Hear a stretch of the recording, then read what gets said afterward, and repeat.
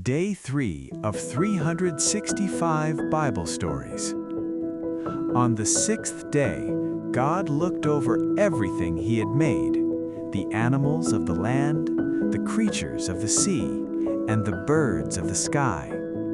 All of creation was alive and good. Yet God saw that something was still missing. God felt lonely, and He said, "I will create man.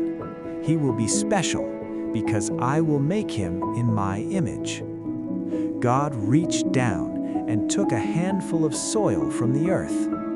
From that dust, He formed a man and breathed life into him. The man was called Adam. God loved Adam deeply and placed him in the world He had created. God brought the animals to Adam, and Adam named each one. But as Adam watched them, God said, "It is not good for man to be alone." So God caused Adam to fall into a deep sleep. While he slept, God took one of Adam's ribs, and from it He created the first woman. Her name was Eve.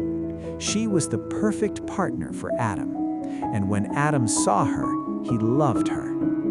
God blessed Adam and Eve. He said, "The earth is filled with animals you may rule over, and many good plants and fruits you may eat. Fill the earth with your children, and care for all living creatures." When all His work was finished, God rested.